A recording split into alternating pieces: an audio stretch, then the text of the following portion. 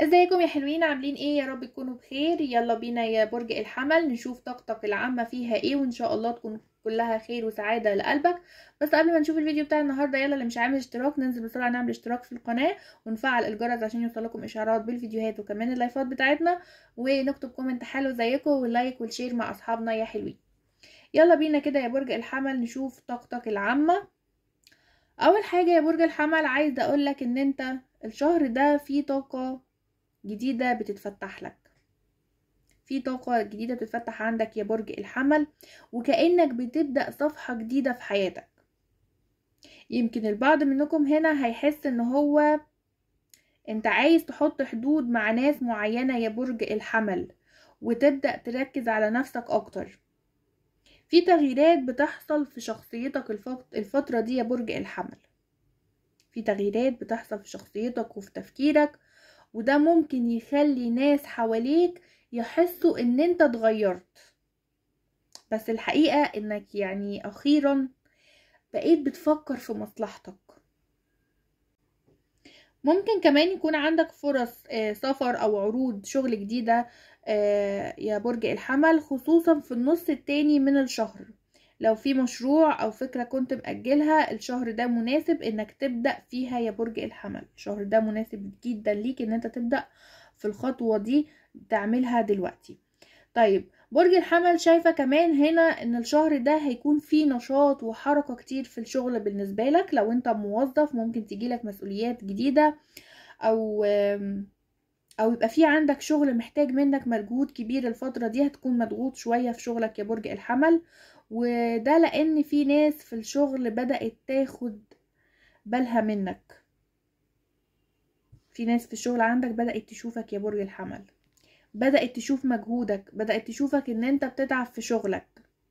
خلي بالك، في شوية ضغط نفسي في الأول أو في أول أسبوعين، بس ما تقلقش، انت قدها والأمور هتعدي معاك بعد كده يا برج الحمل، وهتكون فيها استقرار.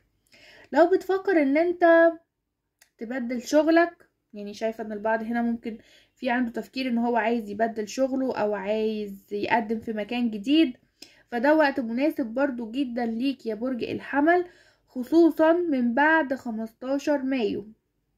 من بعد 15 مايو هيكون في فرصة حلوة جاية، بس ممكن تبان في الأول صعبة بالنسبة لك، أو يعني مش مضمونة يا برج الحمل. بس مع شوية صبر هتثبت نجاحك فيها، وهتتأكد ان انت يعني ده المكان الصح اللي انا فيه، ده مكانك الصح اللي انت المفروض تكون فيه يا برج الحمل. شايفة كمان هنا يا برج الحمل ان انت لو عندك مشروع خاص او ناوي تبدأ حاجة بتاعتك، التوقيت ده كويس. زي ما قلت لكم في الاول، هعيد لكم تاني، التوقيت ده كويس جدا للبدايات الجديدة، بس برضو ما يمنعش ان انت تكون حذر وما تتهورش في القرارات، خصوصا الامور المالية يا برج الحمل.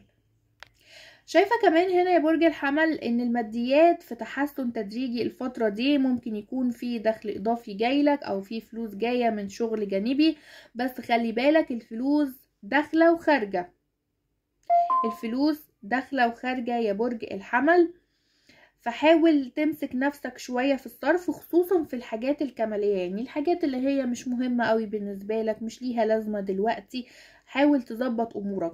شايفة ان في عندك مصاريف انت مش متوقعها ممكن تظهر لك الشهر ده يا برج الحمل، زي تصليحات او اوراق او التزامات عائلية عندك، فحاول ان انت تحوش او ان انت يعني تحسب حسابها من بدري يا برج الحمل. شايفة كمان هنا يا برج الحمل البعض منكم لو في عنده ديون، ممكن تبدأ تخلص جزء منها، او هيجيلك دعم هيساعدك ان انت تسدد الديون اللي عليك دي يا برج الحمل. تعالوا كمان نشوف الطاقة العاطفية للعزاب. بالنسبة لطاقتك العاطفية هنا يا برج الحمل للعزاب، شايفة هنا ان في احتمالية كبيرة ان انت تقابل حد جديد يا برج الحمل، بس هيكون مختلف عن ذوقك المعتاد شوية. ممكن العلاقة تبدأ في الاول من صداقة او شغل وتتطور مع الوقت. خليك منفتح وخد وقتك وما تندفعش بسرعة يا برج الحمل. بالنسبة للمرتبطين، فانا شايفة هنا يا برج الحمل لو انت في علاقة لو انت في علاقة يا برج الحمل ففي شوية توتر او سوء تفاهم ممكن يحصل، خصوصا اول اسبوعين في الشهر. حاول تكون هادي وتسمع الطرف التاني كويس. بعد نص الشهر الامور هتتحسن وهيكون في تفاهم اكتر. ممكن كمان تفكروا في خطوة جدية زي خطوبة او سفر مع بعض. هيكون في خطوة بالنسبة لكم ايجابية يا برج الحمل. طيب بالنسبة للمنفصلين هنا كمان يا برج الحمل، شايفة ان في رجوع. ممكن يكون في رجوع ما بينك وما بين الشريك هنا يا برج الحمل. بس لازم تسأل نفسك، هل الشخص ده اتغير فعلا؟ هل انت مستعد تديله فرصة تانية يا برج الحمل؟ خد بالك كويس من الاشارات اللي بتجيلك، وما تدخلش في حاجة وانت مش مرتاح يا برج الحمل. ما تدخلش في حاجة وانت مش مرتاح. لو انت الحاجة دي قلقاك مش مريحاك، لا. تعالى كمان نشوف رسالة الشريك ليك يا برج الحمل للمنفصلين. بيقولك هنا انا محتاج ان انتي تحتويني فما تبقيش قاسية معايا. محتاج منك ان انتي تحتويني فما تبقيش قاسية معايا، او محتاج ان انت تحتويه فما تبقاش قاسي معايا برج الحمل بشكل عام. دي رسالة الشريك ليك للمنفصلين. برج الحمل انا شايفة ان طاقتك هنا يعني هتتحسن، شايفة ان في ايجابيات عندك، فاستقبلوا كده الطاقة الايجابية. سيبنا من اي طاقة سلبية فاتت يا برج الحمل. طيب كارت التحذير بتاعك يا برج الحمل بيحذرك من مين وبيحذرك بيقولك ايه؟ بيقولك اشارات التحذير قدامك. ربنا هيبعت لك اشارة ان الناس دي قريبة منك بس بتدبر لك شيء. في اشخاص قريبين منك يا برج الحمل، ممكن حد من الاهل، حد من الاصدقاء، حد قريب منك انت مش هتتخيل ان هو ممكن يأذيك. الكارت هنا او التحذير هنا جايلك من راجل او ست. ربنا هيبعت لك اشارات ان الناس دي بتدبر لك لحاجة او عايزة تسبب لك مشاكل في حياتك، او عايزة تشوفك واقع في حياتك يا برج الحمل. مش عايزين يشوفوك عايش مبسوط، مش عايزين يشوفوك عايش مرتاح. في اسم الاشخاص دي حرف الشين او النون او الميم او الراء. الحروف تاني حرف الشين او النون او الميم او الراء. فخلي بالك من التحذيرات دي يا برج الحمل.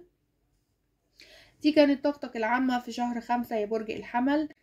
اتمنى تكون القراءة بتاعتك عجبتك يا برج الحمل وتكون الطاقة منطبقة معاكم. اشوفكم على خير الفيديو الجاي حلوين. ما ننساش اللايك والشير والكومنت الحلو. سلام.